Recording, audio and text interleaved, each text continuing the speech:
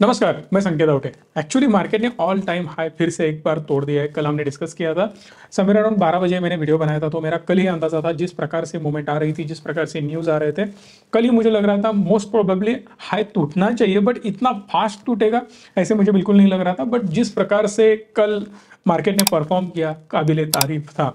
इसके पीछे बहुत सारे रीजन है, वो भी मैं आपके साथ डिस्कस करने वाला हूँ। बट अगर आप ग्रोथ देखो तो निफ्टी 450 पॉइंट ऊपर जा चुका है और Sensex 1300 point with in single day ऊपर जा चुका है। अब जो लोग बोल रहे थे कि मार्केट गिरने वाला है, अब एक बार कमेंट बॉक्स में बता देना अगर सच में आपको लगता है अभी भी कि मार्केट गिरने वाला है। तो इंडेक्स वाइज अगर आप देखो तो आईटी में बहुत अच्छा परफॉर्मेंस हमें देखने मिला, एफएमसीजी का परफॉर्मेंस बहुत बढ़िया था, उसके साथ साथ ऑटो भी, और मुझे लगता है एनर्जी ने भी बहुत अच्छा खासा परफॉर्मेंस कल दिखाया है।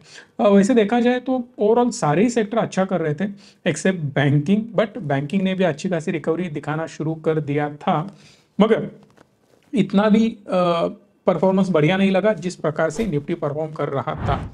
ऐसा मार्केट में क्या हुआ है कि इतनी बड़ी तेजी आ चुकी है? क्या मार्केट सच में और 1000-1500 पॉइंट ऊपर जा सकता है? एक्चुअली क्या चल रहा है मार्केट में, उसके बारे में थोड़ी जानकारी हम अभी लेने की कोशिश करेंगे। यूएस के कुछ आंकड़े आ चुके हैं जीडीपी के, और जीडीपी के आंकड़े देख के अब पता चल रहा है कि यूएस में भी बहुत बढ़िया परफॉर्मेंस नजर आ सकता है। जहां पे जेरोमी पॉवेल बोल रहे थे कि इन्फ्लेशन कंट्रोल में नहीं आएगा, बहुत सारे लोग मुझे ही क्रिटिसाइज कर रहे थे, आप कैसे बोल सकते हो उनके ऊपर।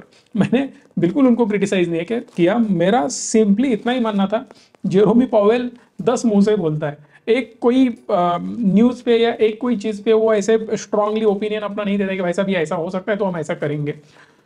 दोनों साइड से भाई साहब भागते रहते हैं। सो यहाँ पे अगर आप उनकी ग्रोथ देखो, 2.8% की जीडीपी ग्रोथ उनकी नजर आ रही है, जहां पे 28.63 ट्रिलियन डॉलर की इकोनॉमी उनकी बन चुकी है।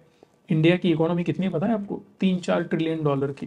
सो 3-4 ट्रिलियन डॉलर से इनकी इकोनॉमी सीधा 28 ट्रिलियन डॉलर है। जो लोग बोलते हैं ना हम अमेरिका को क्रॉस करके सबसे बड़ी कंट्री बन जाएंगे, बहुत ज्यादा इंपॉर्टेंस है हमें इस दुनिया में, भाई साहब दिमाग से निकाल दो। अगर ये रेंगते हुए भी जाएंगे ना आगे, तो भी हम उनके आगे इतनी आसानी से 10-20 साल तक तो मिनिमम नहीं पहुंच सकते।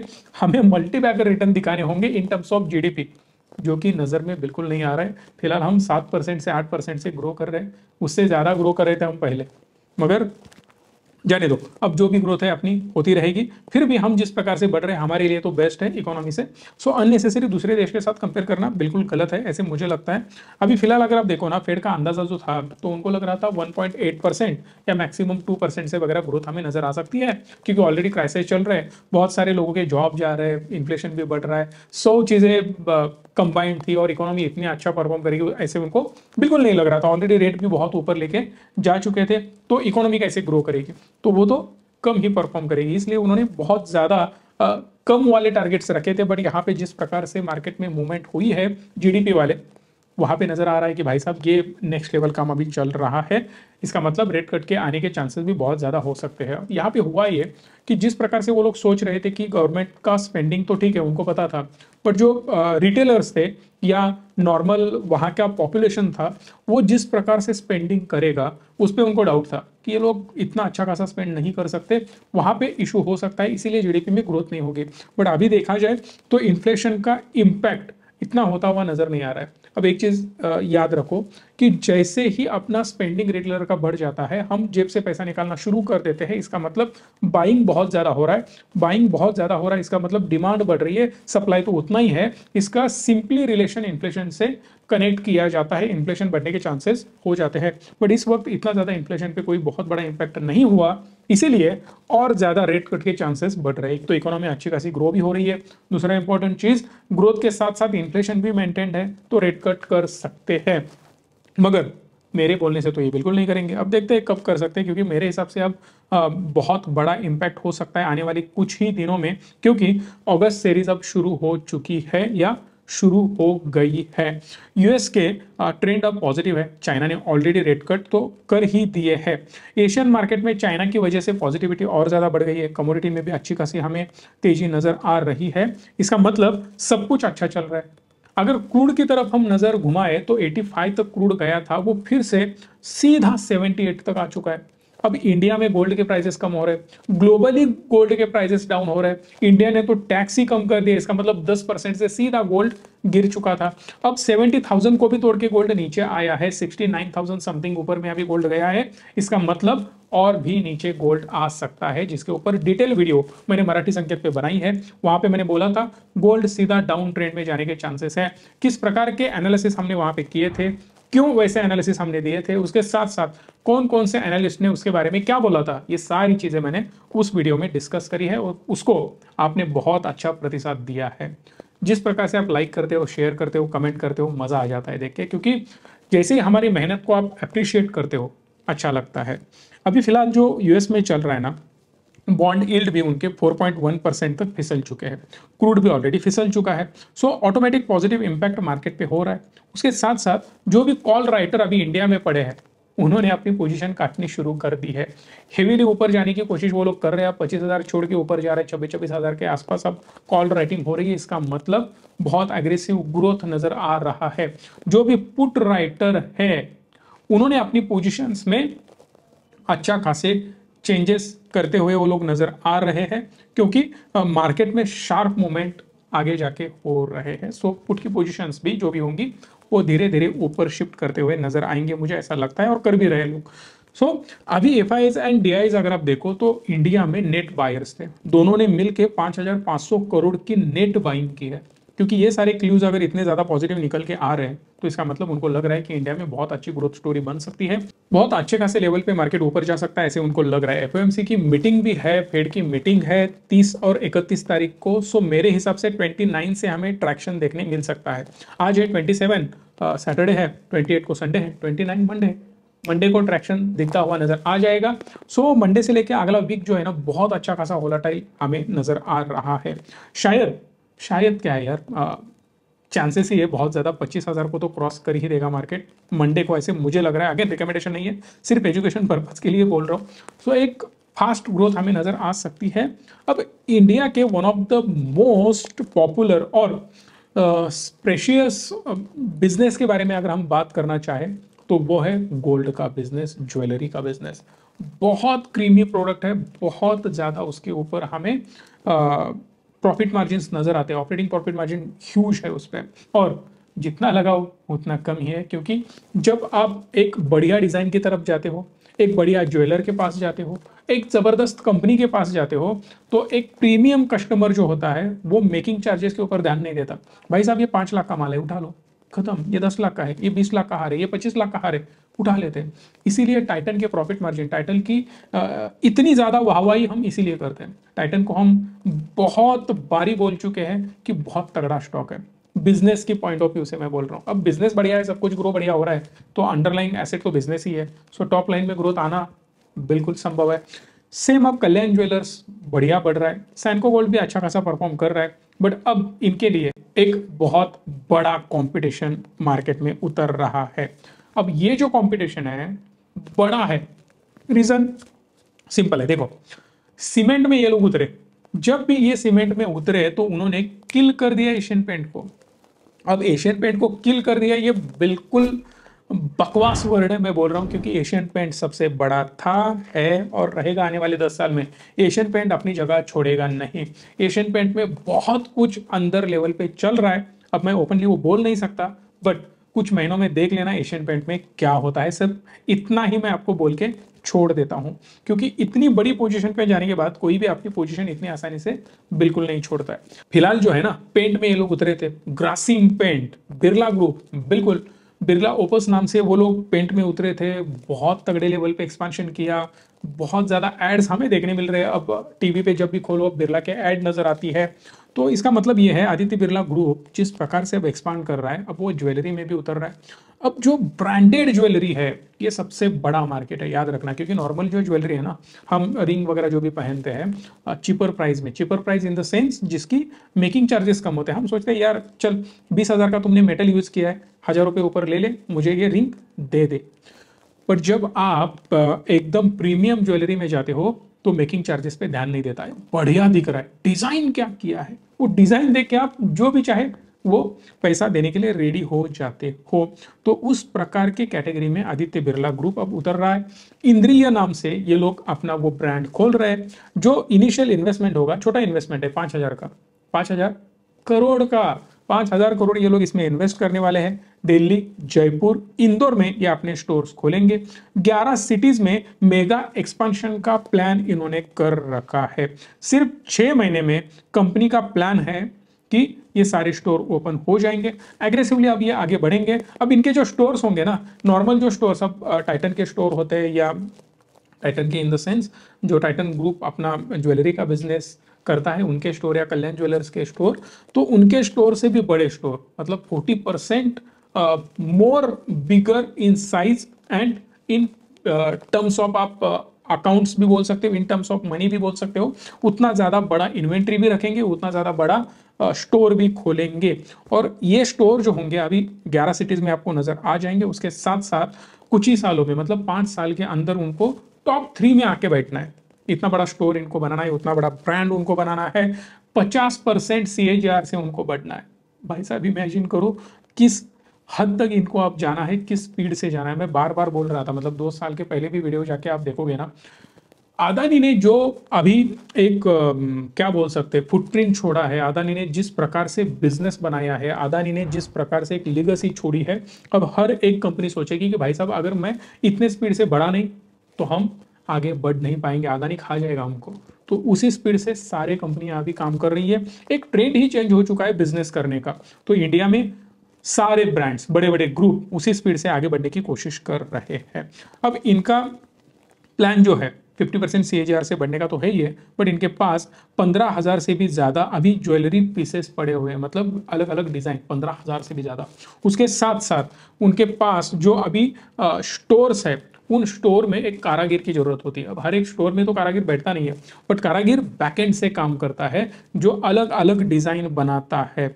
उनकी संख्या इनके पास जो है ना 3500 है। मतलब आर्टिस्ट जो भी कारागिर है वो 3500 से भी ज्यादा कारागिर इनके पास अभी काम कर रहे हैं।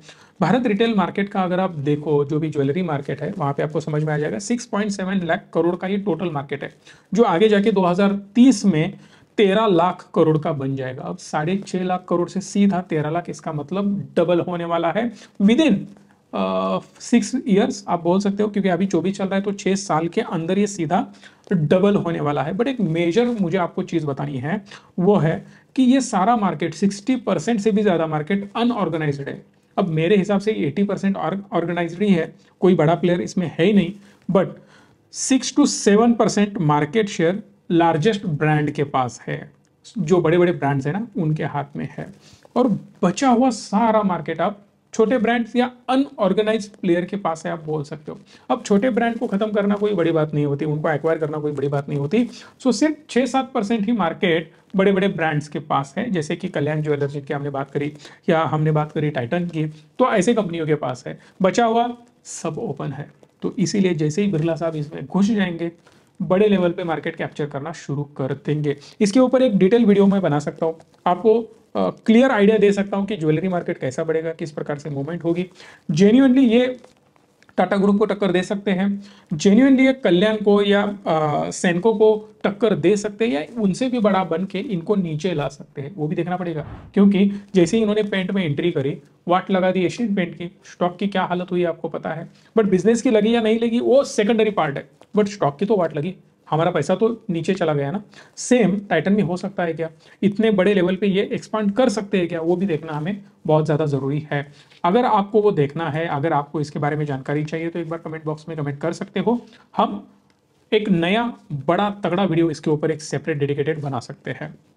उसके साथ साथ ऐसे ही रिसर्च करके अगर आपको लगता है कि बढ़िया स्टॉक चूज करना चाहिए, बहुत सारे लोगों की क्वेश्चंस यही है कि कमेंट बॉक्स में पढ़ता रहता हूँ आपके कि सर हम इन्वेस्ट करते हैं पर उतने रिटर्न नहीं आते, क्योंकि आप इन्वेस्ट वहाँ करते हो जहाँ आपको लगता है कि गिर चुका है इसीलिए इन्वेस्ट करना है। ऐसे बिल्कुल नहीं चलता है। कुछ स्टॉक के बारे में मैं आपको बता सकता हूँ, जैसे कि अब बंधन बैंक का रिजल्ट आ चुका है Q4 का। स्टॉक तो नीचे ही है, फिर भी 5,500 करोड़ का रेवेन्यू जनरेट किया है, जहां पे 1,000 करोड़ से भी ज्यादा उनका नेट प्रॉफिट है। अब इतना ज्यादा प्रॉफिट होने के बावजूद स्टॉक में ट्रैक्शन नजर नहीं आ रहा है। इनका रिजल्ट लगने से पहले ही मैंने आपको बोला था कि बंधन बैंक की टर्न अराउंड स्टोरी बनना शुरू हो जाएगा। अब जैसे ही रेट कट और सारी चीजें पॉजिटिव बैंकिंग के बारे में आने शुरू हो जाएंगी, वैसे ही बंधन बैंक में एक टर्न अराउंड स्टोरी बनती हुई नजर आएगी, जो कि हमने सेम प्रेडिक्ट किया सुजलॉन में, हमने सेम प्रेडिक्ट किया है पेटीएम में। यस बैंक के बारे में भी मैंने डिटेल में आपको बोल रखा है कि टर्न अराउंड स्टोरी बनेगी या नहीं बनेगी। फिलहाल तो स्टॉक हमें नीचे ही नजर आ रहा है, आपके ओपिनियन मुझे कमेंट बॉक्स में बता सकते हो बंधन बैंक के बारे में, बट जो भी रिजल्ट है बढ़िया है। 190 के आसपास अभी स्टॉक ट्रेड कर रहा है। सिप्ला का भी रिजल्ट आ चुका है Q3 का, जहां पे 6,694 करोड़ का सेल है, जिसमें से 1175 करोड़ का इनका प्रॉफिट नजर आ रहा है। फिलहाल अभी स्टॉक में देखो तो स्टॉक क्लियरली अप ट्रेंड में है, ब्रेकआउट दे चुका है, ऑल टाइम हाई पे है। कंपनी के आप बोल सकते हो प्रमोटर अब चेंज हो चुके हैं बहुत पहले ही, तो उसका ट्रैक्शन अभी धीरे धीरे नजर आने लगेगा। पावर ग्रिड का भी रिजल्ट आ चुका है, जहां पे स्टॉक तो पीएसयू है इसीलिए सीधा ऊपर जाता हुआ नजर आ रहा है। 11,000 करोड़ का इनका सेल्स है, जो क्वार्टर ऑन क्वार्टर डिक्लाइन है, ईयर ऑन ईयर भी हमें डिक्लाइन नजर आ रहा है। इतना बढ़िया परफॉर्मेंस मेरे हिसाब से इनका बिल्कुल भी नहीं है, कंप्लीटली रेंज बाउंड परफॉर्मेंस नजर आ रहा है। पुराने 3 साल की अगर आप इनकी ग्रोथ देखो ना, तो हार्डली 4-5% की ग्रोथ है, कुछ इतनी बढ़िया ग्रोथ नहीं है। फिर भी अब गवर्नमेंट के सारे स्टॉक ऊपर जा रहे हैं, तो ये भी ऊपर जाने की कोशिश कर रहा है।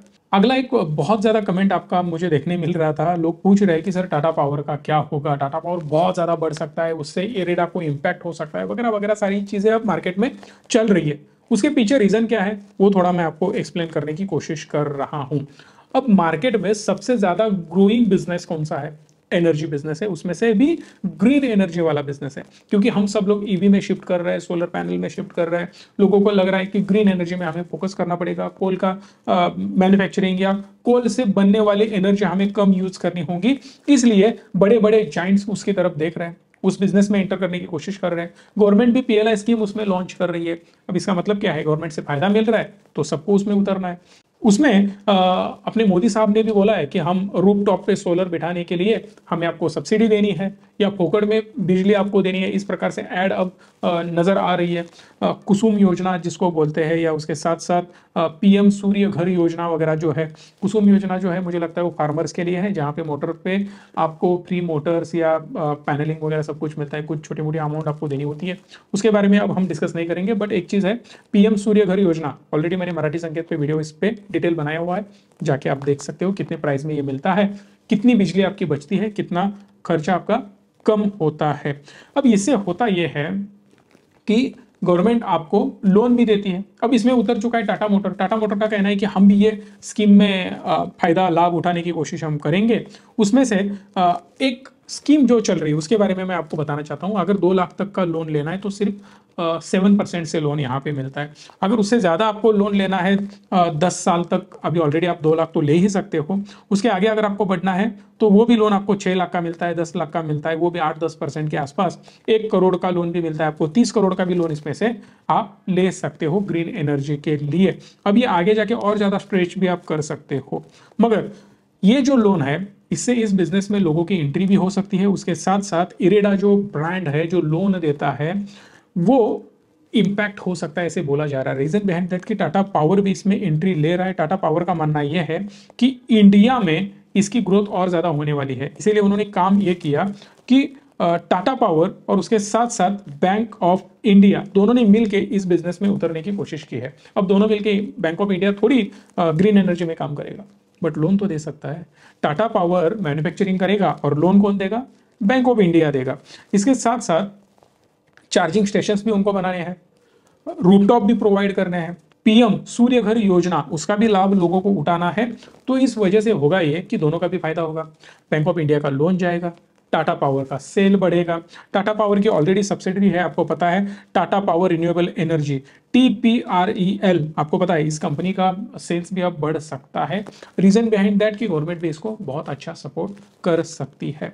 बट मेरे हिसाब से ना टाटा पावर कल 6% जो भी बढ़ा है, 6% वो बढ़ेगा और ज्यादा बढ़ेगा, उसमें कोई बिल्कुल डाउट नहीं है। बट इरेडा को उसका बहुत ज्यादा इंपैक्ट होगा, ये जो बोला जा रहा है मैं बिल्कुल उससे सहमत नहीं हूं, क्योंकि इरेडा का बिजनेस एक अलग बिजनेस है।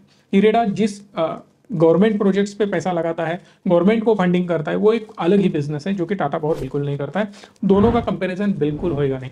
तो सिंपल है, अगर आपको लगता है इरेडा में दम है तो आप इरेडा की तरफ जा सकते हो, आपको लगता है टाटा पावर में दम है इसीलिए आप टाटा पावर की तरफ जा सकते हो। बट दोनों का कंपेरिजन करना बिल्कुल गलत चीज है। दोनों बिल्कुल अलग डायरेक्शन में काम करते हैं, बिजनेस मॉडल कंप्लीट अलग है। सो दोनों को अलग नजरिए से देखो। अगर आपको यह वीडियो अच्छी लगी हो तो प्लीज लाइक शेयर और चैनल को सब्सक्राइब करना। धन्यवाद। Stay tune and stay positive.